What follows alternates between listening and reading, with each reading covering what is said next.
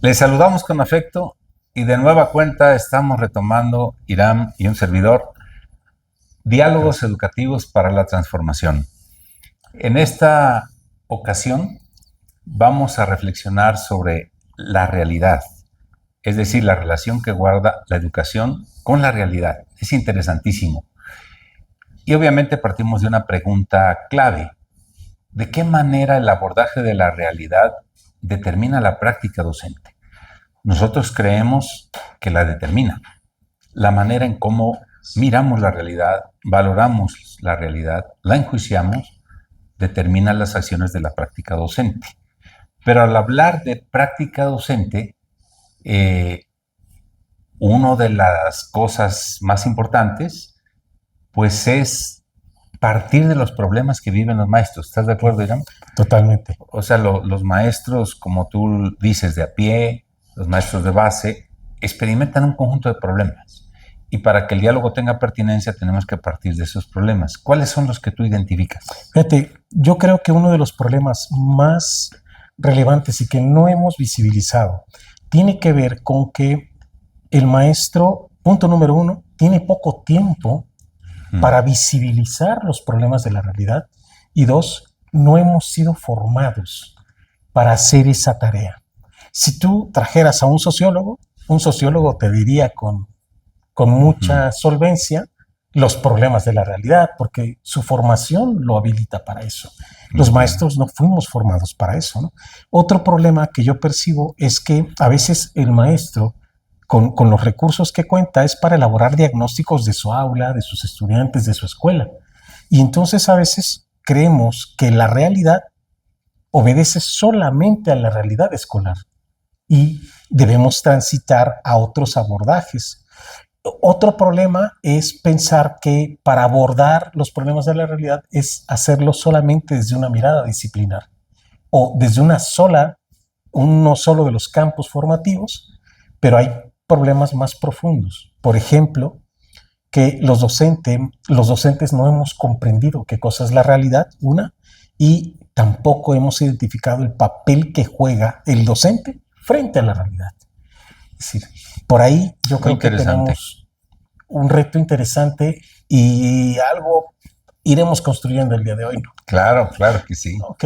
Sí. Creo que algo también que se está discutiendo dentro de la nueva escuela mexicana, porque ese es el marco en el que estamos tratando de interpretar las cosas, dice que hay que analizar la realidad, pero desde la perspectiva de la nueva escuela mexicana. Y entonces ahí viene la pregunta, ¿y cuál es la perspectiva de la nueva escuela mexicana? Hay gente que dice es más de lo mismo, y yo quisiera remarcar desde mi punto de vista cuál considero que es la esencia de la nueva escuela mexicana. Okay. Y lo haría desde la Ley General de Educación, que es una fuente importante, y siempre me llama la atención leer el artículo 5, el artículo 11 y el artículo 14. Okay. Porque dice estos artículos, la educación es un derecho, y eso ya marca una pauta importante, y dice que debe contribuir al desarrollo humano integral y a la transformación social. Ahí ya nos está dando una pauta, pero clave. Segunda, dice que la escuela es un centro de aprendizaje comunitario. Okay. Pero además señala que debe haber transformaciones tanto en la escuela como en la comunidad, pero transformaciones sociales. Eso es importante porque la escuela se convierte como un ensayo de una nueva sociedad. Entonces, si hablamos de inclusión, debe haber inclusión en la escuela. Si hablamos de democracia, debe haber democracia en la escuela. Por eso esto creo que marca la pauta de la implicación principal en la nueva escuela mexicana. Pasar de un enfoque competencial a un enfoque de formación ciudadana. Okay. Pasar de contenidos a problemáticas sociales. Okay. Y de ver a la escuela aislada de la comunidad a ver a la escuela integrada de la comunidad. No sé si estés de acuerdo con esta mirada. Claro que sí, pero fíjate que quizá lo que tendríamos que agregarle es ¿por qué? O sea, ¿por qué se llega a esta decisión, ¿no? De transitar de un modelo al otro. ¿Cómo podemos empezar a darnos cuenta de la necesidad, y yo llamaría de la urgencia? Muy bien. Pues porque en los últimos años podríamos revisar que somos aislados como seres humanos, que ha predominado el interés individual, que las decisiones están tomadas basadas más en el mercado, que hay muchos ismos, el machismo, ¿no? En fin, que la globalidad y la globalización, el neoliberalismo, que son elementos sustantivos presentes en nuestra sociedad, y nuestra apuesta tiene que ver con empezar a mirar en el papel que puede aportarnos lo comunitario. Es decir, el interés se vuelve común cuando tu problema es mi problema, cuando tengo un vínculo natural contigo, cuando me indigno ante el problema que tú vives. Entonces eso nos vuelve a un ser comunitario, nos desarrolla en esa mirada, o la solidaridad, o la participación, o la conversación ética, o la dignidad humana, que son como los elementos sustantivos, o el humanismo mexicano, ¿no? O por ejemplo, ante los problemas del cambio climático, estamos apostando por la sostenibilidad. Claro. Entonces, cuando nosotros empezamos a pensar en esta mirada de por qué tenemos o por qué queremos transitar a un nuevo modelo, el nuevo modelo es porque queremos dejar de lado esta forma de movernos en la realidad y de responder a la realidad en la que vivimos. Pero también creo que tú tienes muchos otros elementos que nos podrían dar desde qué coordenadas deberíamos de percibir Claro, esto. comparto plenamente tu mirada porque colocas la atención en la necesidad o de dónde surge la necesidad de estos cambios, y creo que lo has señalado muy bien. Yo solamente agregaría que estamos ante la presencia de dos modelos educativos.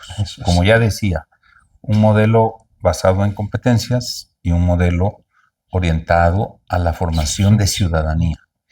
Y esto implica cosas. Entonces, en ese sentido, hay que pasar de ver al estudiante como un cliente, porque la escuela no es una empresa, a ver al estudiante como un ciudadano. Eso es importante porque determina el tipo de práctica docente. También la finalidad, preparar para el mundo laboral, pero más bien es preparar para la solución de problemas colectivos, comunes, problemas que vivimos de forma cotidiana. El otro, pasar, como ya decíamos, de un conjunto de competencias individuales a competencias ciudadanas orientadas a resolver demandas sociales, ¿no? Sí, y fíjate que quizá otro de los elementos tiene que ver con cómo históricamente, desde las coordenadas que tú planteas, la evaluación desde el modelo neoliberal está centrada en el costo-beneficio. Exacto. Y en la visión crítica busca el aprovechamiento del dinero público, es decir, ¿qué estamos haciendo con el dinero público en la educación? Entonces, todos estos elementos nos permiten transitar de una mirada o entender el por qué justificar transitar de un modelo en el que estamos todos inmersos a una nueva forma, ¿no?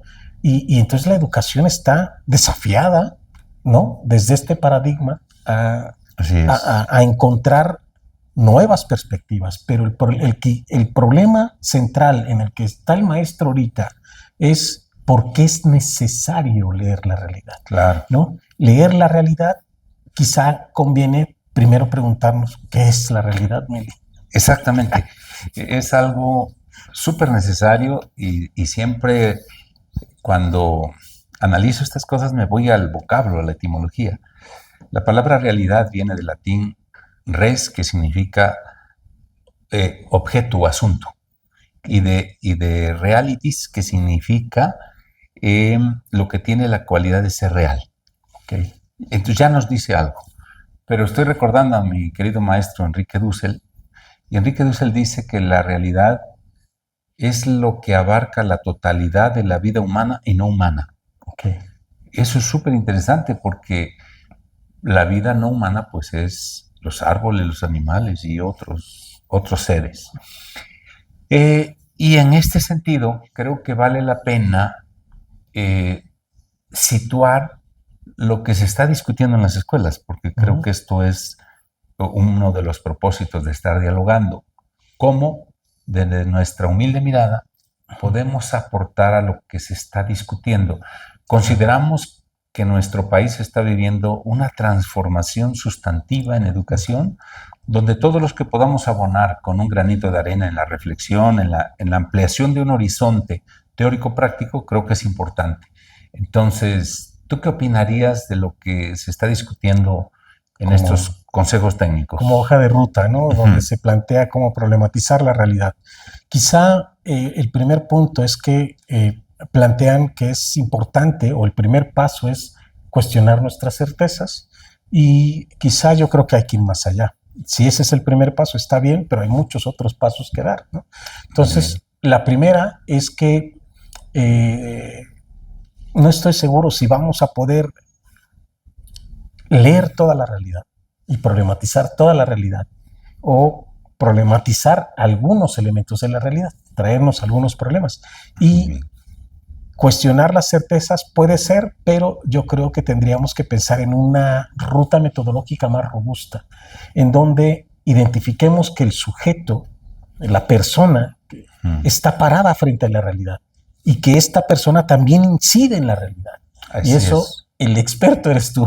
Me gustaría que me cuentes. Pero fíjate que, aprovechando este esquema, cuando tú dices certezas, me parece que tienen una connotación negativa, así presentadas. Parecería, sí, porque claro. Dice son abstracciones, prejuicios que nos impiden leer la realidad.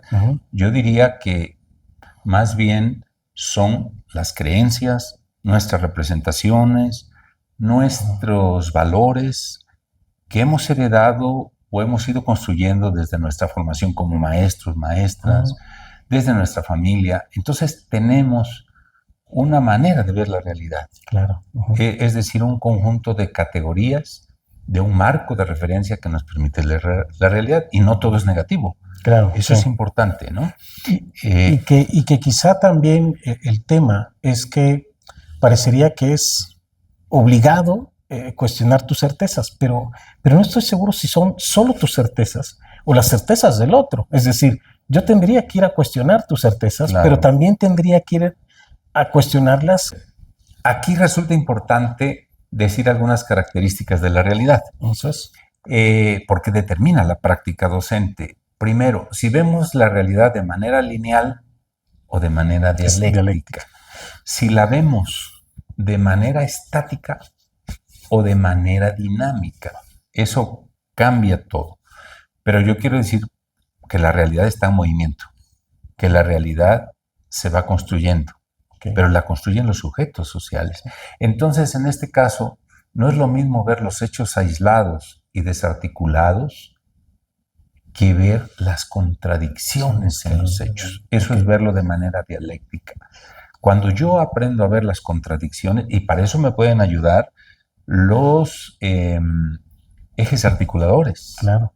Porque se convierten, como tú lo dices, en lentes bifocales para ver la realidad. Entonces puedo encontrar contradicciones, y eso es ver la realidad de manera dialéctica. Pero fíjate, a mí se me ocurría esta idea de lentes bifocales, porque veo la realidad concreta, específica de mi comunidad, de mi colonia, y después puedo ir hacia allá, ¿no?, a ver la realidad que tú lo planteas en una lógica de este ejercicio de lo micro y lo macro, que más adelante nos contarás. Pero creo que el ejercicio en donde el maestro puede tener mucha dificultad es precisamente ver cómo está conectada una cosa con la otra. Y no es difícil, y yo creo que lo podemos sugerir, cómo ver la realidad de forma dialéctica y no necesariamente lineal.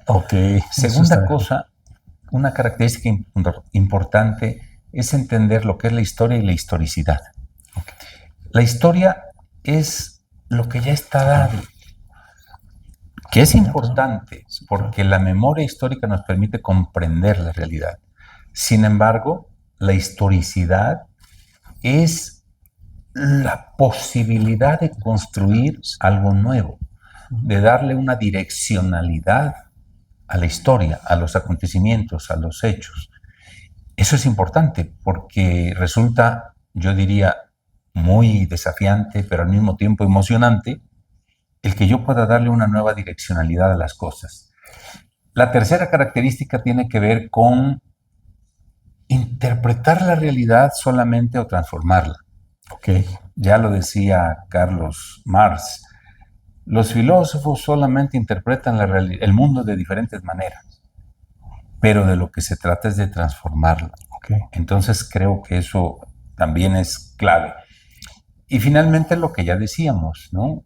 Si vamos a ver la realidad, necesitamos ciertos elementos, conceptos, categorías, y que serían como lentes bifocales. Y la nueva escuela mexicana está llena de lentes bifocales, los ejes articuladores, conceptos claves que nos ayudan. Entonces tenemos pues un gran apoyo para poder llevar a cabo este ejercicio de lectura de la realidad. Sí, por ejemplo, para mí un punto que no quisiera pasar es que la lógica de esta historicidad, el sujeto, el maestro de a pie, el estudiante, la persona que tenemos en el aula, cobra un papel relevante en este proceso de transformación. Exacto. Y que lo que se está buscando detrás es que este método de ir a la realidad, enfrentarte a ella y entender que la puedes transformar, es lo que nos puede ayudar no a transformar solamente mi realidad local, sino toda nuestra realidad como país. Exacto. Y tienes toda la razón, porque significaría situarse como sujeto histórico, como agente de transformación, como alguien que puede inaugurar un nuevo futuro, otra forma. Entonces, no se trata solamente de ver la realidad, contemplarla, lejana, como si fuera un objeto, sino en movimiento, donde yo me subo a este tren y le puedo dar un nuevo rumbo. Ese es lo más importante. Y para eso entonces requerimos recuperar algunos pasos que vayan más allá de simplemente cuestionarnos. Exacto. Nuestras certezas, ¿no? Entonces, y creo que el primer paso pues es identificar la realidad. Exacto, ¿no? Sí. Sí, aquí vale la pena compartirles a quienes nos escuchan que esta mirada está basada en el aporte de Hugo Semmelmann, sociólogo chileno que tiene un aporte importantísimo. Él le llama la dialéctica positiva, ¿verdad? Se oye así como rimbombante, pero es lo que acabamos de decir. Es la posibilidad de ver las contradicciones en la realidad que analizamos y situarse como sujetos para poder darle una nueva dirección al curso de los hechos. Eso es todo. Y que el primer punto entonces es ir por tu experiencia cotidiana, exacto, recuperar tu experiencia, lo que pasa alrededor. Y a mí se me ocurren muchas formas, pero eso las platicaremos en nuestros siguientes pasos. ¿No? Hay que anticipar que vamos a poner, porque no queremos alargar mucho este diálogo, y vamos en la siguiente a dar un ejemplo. Un ejemplo. Pero ahorita solo vamos a enunciar los 5 pasos. El primer paso para problematizar la realidad es, como tú lo dices, partir de tu experiencia concreta, de lo cotidiano, y eso es lo primero. Pero sin olvidar que eso está articulado con algo más grande, ¿no? Claro. Paso número 2 significa cuestionar la realidad, hacerle preguntas, pero preguntas buscando las contradicciones. Eso es importante. Un ejemplo, si yo digo que debe haber inclusión y le hago preguntas a la realidad, a ver, hay inclusión en la familia, hay inclusión en la sociedad, y descubro que a una persona se le discrimina por su forma de vestir o su forma de hablar, porque habla náhuatl, entonces ahí podemos encontrar una contradicción. Sí. Ese sería el segundo paso. Y eso nos debe llevar a tomar una postura ética, una rebeldía ética, dijera Albert Camus, en el sentido de que si observo la realidad, pero al encontrar estas contradicciones, no diríamos, me interpela, no me desafía, no me conmueve, no me indigna, es muy difícil pasar al plano de la transformación. Sí, claro. O sea, si no tomas posición. Exacto. Y eso exige del maestro de a pie en la clase, cuando ayudamos a los estudiantes a ver problemas, también obligarlos a los estudiantes, bueno, obligarlos es una expresión a lo mejor incorrecta, pero favorecer que los estudiantes tomen posición. Es Exacto. decir, se den cuenta del problema. Y decía por ahí otro experto, Carles, ¿no? Implicación emocional. No es lo mismo algo que le pasó a alguien que ni conoces a algo en el otro extremo que te está pasando a ti en este momento. Exacto. Las implicaciones emocionales son valiosas porque te involucran de manera distinta, pero cuando yo recupero que lo que me está pasando a mí le pasó a alguien más, te está pasando a ti, empezamos a construir vínculos naturales, ¿no? que son un ingrediente en donde creo que próximamente hablaremos del papel que juega la solidaridad en todo esto. Eso Pero eso es otra tarea. El tercer paso es analizar estas relaciones. Decíamos, nuestra experiencia concreta, más cotidiana, cercana, le podríamos llamar el micronivel. Pero esto está relacionado con un macronivel. Yo lo podría dibujar como si fuera un bosque. Ver un árbol es mi experiencia concreta. Ver el bosque es entender las relaciones que guarda este acontecimiento con lo económico, con lo político, social, ideológico, cultural, ecológico. Eso es importante hacerlo, porque si no, vemos la realidad parcial, la vemos lineal. Y el último paso, que sería identificación de los problemas. Claro. ¿No? ¿Cómo lo entiendes tú? Cuando nosotros somos capaces ya de recuperar un problema, traer el problema, definir el problema, ser capaz de decir, ok, el problema que vamos a abordar es este. Eso sería como un elemento sustantivo. Pero creo que ese paso te obliga a uno más, que es en donde el acto educativo cobra toda la relevancia. O sea, cubrir todos los anteriores son necesarios, pero si no nos proyectamos a la acción en búsqueda de una solución, de cuestionarnos si esto que está pasando puede ser de otra forma. Esa es la pregunta clave. ¿Puede ser de otro modo? Y así, articulados a un video que se está compartiendo, es comprender lo que nos pasa para transformar en la dirección de lo que queremos que pase. Ese sería darle direccionalidad. Y te propongo que hagamos un ejemplo para que no quede solamente enunciando estos 5 pasos. Y se pueda traducir en una experiencia educativa concreta. ¿Te parece para la próxima? Para la próxima. Lo hacemos así. Pues mientras, muchas gracias por su atención y nos vemos en el próximo diálogo.